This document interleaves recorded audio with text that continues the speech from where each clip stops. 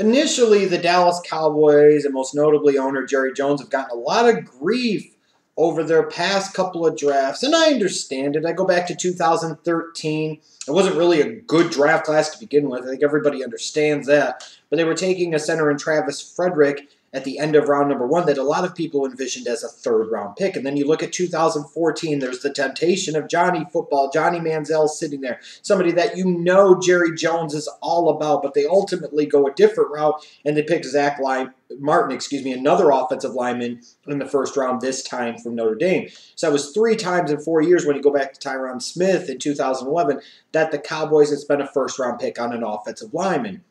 And when you look at the fact that many people felt they reached for Travis Frederick, they mistakenly passed on Johnny Manziel for another guard in Zach Martin, it was easy to see why the Cowboys were getting a lot of grief. And I gave them their fair share of grief, no question about it. But, things have really panned out for the Dallas Cowboys in the draft in recent years. And you look back at taking Tyron Smith in 2011, Frederick in 2013, Zach Martin in 2014.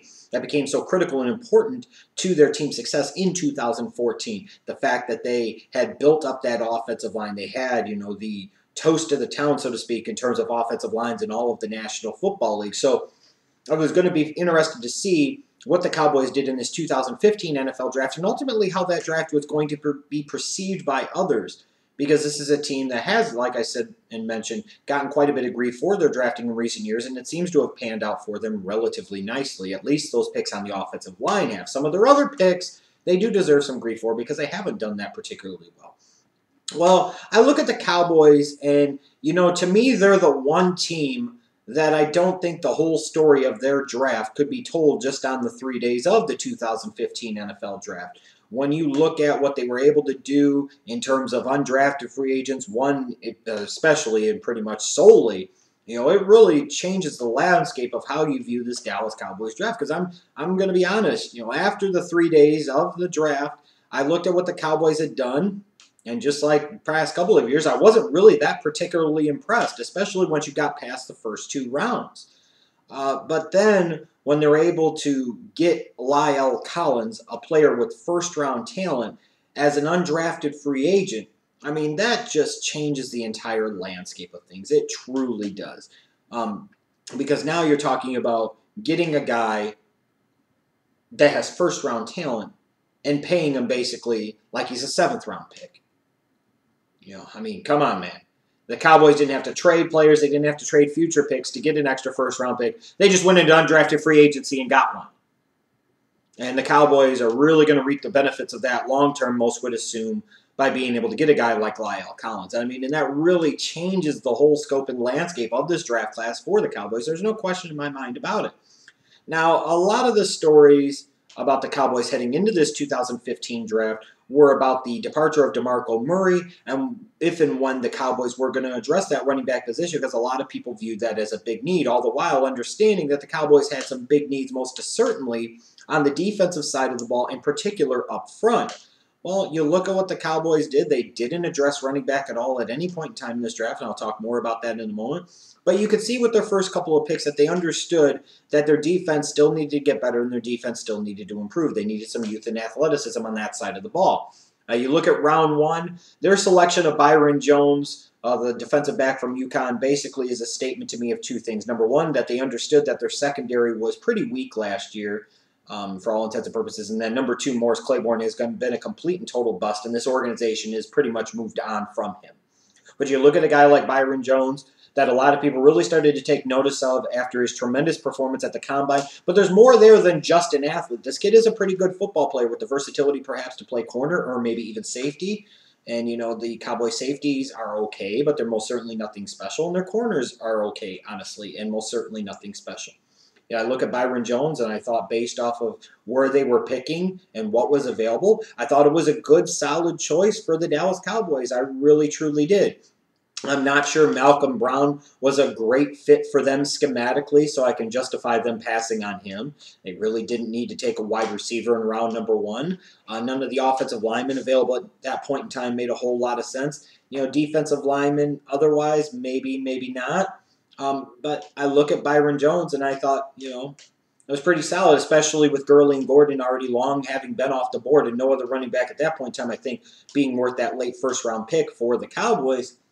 You know, I agreed with them selecting Byron Jones, and I really liked the draft choice, and I thought it was good work by that Cowboys front office. And then in round 2, I know the media fell in love with the Cowboys drafting Randy Gregory and picking Randy Gregory because of Jerry Jones's history of being able to work with and handle players with off-the-field issues. You know, they thought that maybe there was a good infrastructure there, and, you know, now it's another talking point to talk about America's team for the sports media, and God knows they're going to jump all over this. You know, people are looking at it as the Cowboys got a top 10 talent, maybe even top 5 talent in this draft in the bottom portion of round number 2. Big kudos to the Dallas Cowboys. Well, there's a couple problems with that philosophy. Number one is that you're talking about a guy that clearly, and he's even acknowledged this, has some mental health issues. I wish him nothing but the best. I hope he's able to figure it out. I hope he's able to battle some of those demons and be successful against them. But, you know, this isn't just a guy with the marijuana issues alone. That's a part of the concern as well. But you're talking about, you wonder about this guy's commitment and dedication to the game and his focus and his ability to mesh in the locker room and so on and so forth.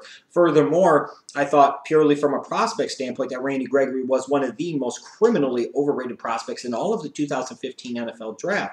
To me, he was much more a second-round pick than a first-round pick, most certainly more so a second-round pick than a top 5 or 10 talent in this draft.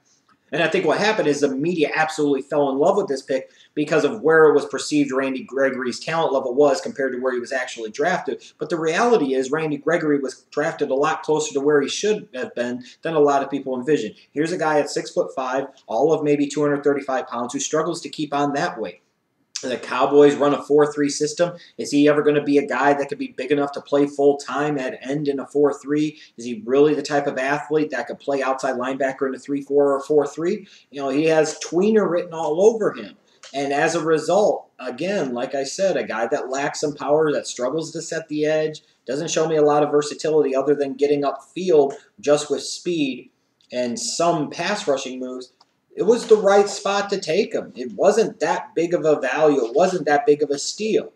It could develop into that, but I don't think it's nearly as much of a big deal and big steal as you've heard it made out to be. It's more so a reflection of the media and draft media at that, incredibly overrating this guy as part of the draft process, which we see every single year. But you do look at a Gregory, you know, you've got DeMarcus Laurence, their second-round pick last year. You know, they've got some youth on the edge, then they need some pass-rushing talent. And Gregory could be a guy that could step in and fill a nice role right away. Although, like I said, I have my concerns long-term about whether he can be a full-time starter in the defensive scheme that the Cowboys run. I really, truly do. But the rest of this draft for the Cowboys, you know, to me, they needed to sign La'el Collins because they really didn't do a whole lot else that I really liked. I mean, Wilson in the 4th round, the linebacker from Minnesota, is okay, but he's a depth pick, and I don't think he's a starter. Taking Chaz Green from Florida in the 3rd round, the offensive tackle, I thought that was a bit of a reach, if I'm being so kind. Now, granted, I thought Frederick was a reach for them in 2013, so it shows what the fuck I know. But in terms of the best pick of this draft for the Dallas Cowboys, it wasn't even a draft pick. It was La'el Collins. To be able to get a guy like that, a first-round talent that could play guard or right tackle at the NFL level, and be able to get him as an undrafted free agent is one of the best picks of this entire draft, period. And you look at it, the Cowboys were smart. They fully guaranteed Collins' 3-year deal. He's got the option to get a new deal after 2 years, which means he could prove himself to be a long-term starter at right tackle. You could have a hell of a set of young bookends for a long time to come with Tyron Smith on the left side and Collins on the right side. You know, whatever the case might be. And in 2 years, you could look at extending La'el Collins, giving him a big deal, but still giving him below market because he will only have had 2 years as opposed to, let's say, 3 or 4 that a lot of other younger players have through their rookie contracts before they get their next big contract. So this is a type of thing that could really benefit the Cowboys from a salary cap standpoint long term. I mean, you're looking at a Cowboys offensive line that already had Smith. It had Martin. It had Frederick. You throw in a Doug Free in the mix, a solid player at best, and then you throw a La'el Collins into the mix in the 3rd round pick like Chaz Green. I mean, this is a Cowboys unit that is beyond question the best offensive line in the National Football League and has the scary potential to get even better. And may I step up and say to that level of those great Cowboys offensive lines of the 90s. Yeah, I went there. Now, in terms of a pick that could surprise, I'll go with Randy Gregory. Because even though I've made it known how I felt about him as a prospect, I think he's a guy that could outplay his draft position because of his potential ability to get to the quarterback at the NFL level. I felt in college that he struggled to set the edge. I'm not really sure he's much more than a straight-ahead edge rusher, but he is a guy that at times when he has his head screwed on straight and he's healthy, he can get after it, and he's a guy that you can be forced to double team. I mean, he can get after the quarterback, even though I thought he had a better junior season than senior season at Nebraska. I see the talent. I see the upside is there, just never displayed it consistently enough. But in the situation that he's in, with the organization that he's in, if he was ever going to succeed at the NFL level, it's going to come here, and I think he could surprise people. I've heard some Charles Haley comparisons. I'm not going to compare him to a Hall of Famer just yet, but I could see some of those comparisons. Now, there are some things I second guess about this draft. Excuse me. The selecting of Chaz Green in round 3 out of Florida. I'm not sure at that point in time they really needed to address offensive line, especially because they ended up getting Lyle Collins later on as an undrafted free agent anyways. But, you know, it is what it is. Like I said, that to me was a little bit more about the fact that I thought it was a bit of a reach as much as anything else. But the biggest thing I second guess about the Cowboys is their lack of decision or desire to address the running back position in this draft. Now, look, I understand the arrogance and belief in the system and the offensive line. There's a good reason to have an arrogance of belief in that system and in that offensive line because they showed themselves on what they could do in 2014. But to sit there and believe that just anybody and anybody, like a Joseph Randall or a Darren McFadden or a Dunbar, whatever, whoever, can sit there and put up the same type of production of a DeMarco Murray behind that offensive line, I think is a bit foolhardy. You know, for all the talk about those great Cowboys lines of the 90s, you know, they still had Emmitt Smith. And for all the talk about Emmitt Smith, oh, he just always had those great offensive lines in front of him. Well, you don't think there were times that Emmitt Smith made those offensive lines look pretty damn good too? It's kind of a symbiotic give-and-take relationship, and one can make the other look better and vice versa. And when they all work together, they can be outstanding. This was a really good running back class.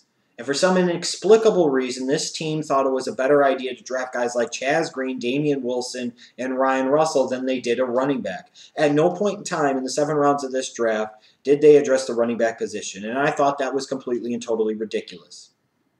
I did. It just was. It's one thing if you let DeMarco Murray go via free agency. You know, from a salary cap standpoint, I understand all of that. But this was a really good running back class. And at no point in time did you address that position. Why not get a really talented back behind that really talented offensive line and then see what the hell you could really do on offense? I just don't get it. They could have even went into this draft, in my opinion, and drafted 1 Thunder and 1 Lightning back. I heard they had some interest in David Cobb in round 5, but he ultimately got picked ahead of them. Well, why not just take him in round number 4 then? You know, imagine, just throwing this out there, but just imagine if they sat there and even gambled on somebody like a Jay Ajayi. You know, I really second-guessed that for the Cowboys, and I thought that was ridiculous.